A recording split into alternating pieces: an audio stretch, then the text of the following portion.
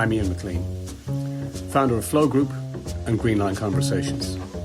This podcast has grown out of the chaos that's been thrust upon us, and in it, I share the best of 25 years of helping leaders in business organizations deal and cope with change.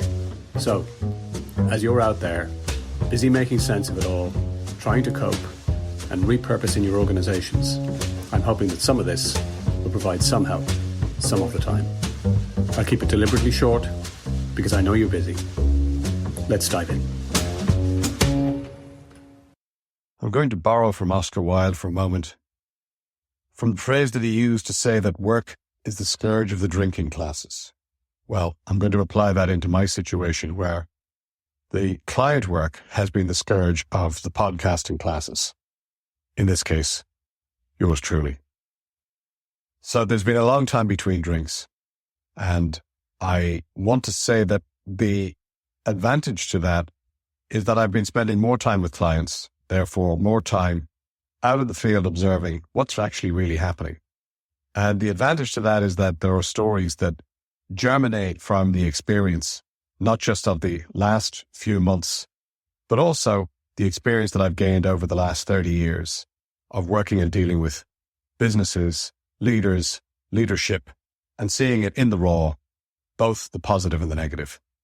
So this is the introduction of a new season of the podcast, which we're calling Confessions of a Guru, tongue-in-cheek necessarily. And this is really going to concentrate on themes and characteristics of great leadership that I've seen through events that have happened in the boardroom, in the offsites, in the conversations, in the preparations that demonstrate in real terms leaders who've demonstrated the very, very best of what the qualities are that make up good leaders and those who don't.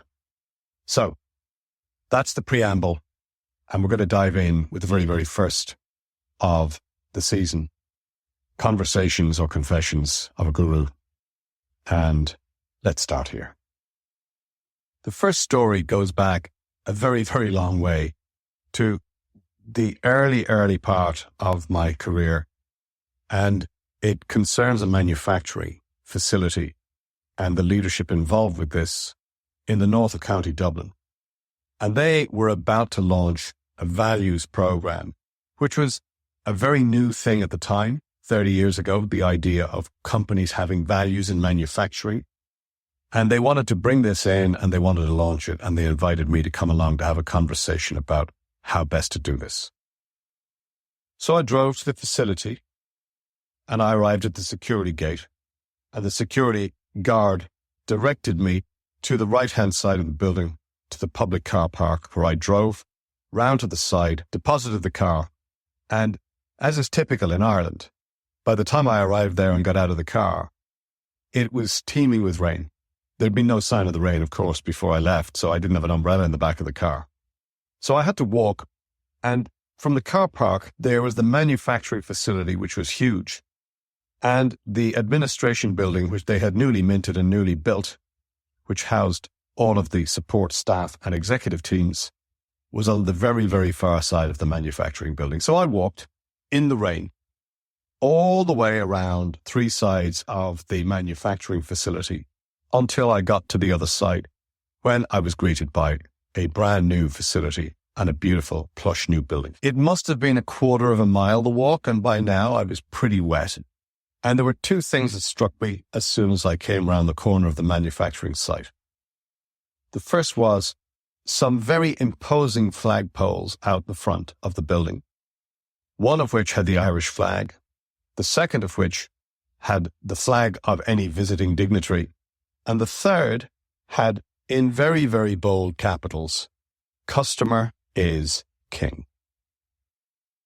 I was already beginning to feel the hollowness of these words in my soaking state, when I then realized the second thing, just as I was about to enter into the reception area. Just latched onto the side of the new administration building, there were 4 parking spaces. One for the managing director, one for the sales director, one for the finance director, and one for the marketing director. And as I entered into the reception, thoroughly skeptical at this point, I realized that there were 1,200 people in the manufacturing facility and a further 200 people in the administration building that were looking at the flag outside that boldly claimed that customer is king. And they realized, all of them, that this was simply what Jim McGuinness describes as a bullshit production. So I had the conversation in the boardroom with the MD and a few representatives of the business executive. And after that, and one or two further conversations, it became apparent that the say-do gap, or the congruence between what they were wanting to declare as their values and how they were behaving, and the congruence or incongruence between the two, was just too great. So we elected or decided not to continue the partnership, or not even to start. In a previous episode, the episode on building trust in chaos of the podcast, I talk about trust and breaking trust down into three components, or the three legs of the stool. One of which is the component of integrity.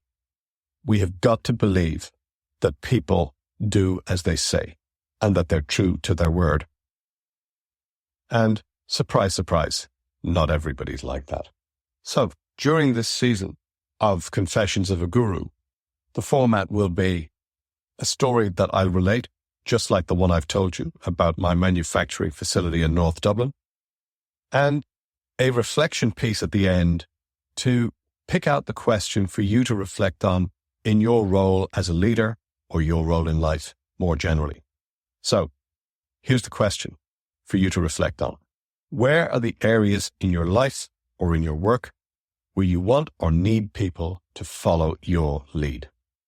And the second part to the question is, how does your own behavior and attitude match up to what you expect from others?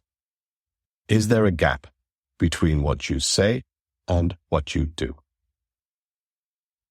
So, with that reflection, I'll leave you. If you want to get in touch, please connect with me via LinkedIn with any thoughts or ideas you have about this first episode of the new series. And in the meantime, stay safe, stay sane, stay connected.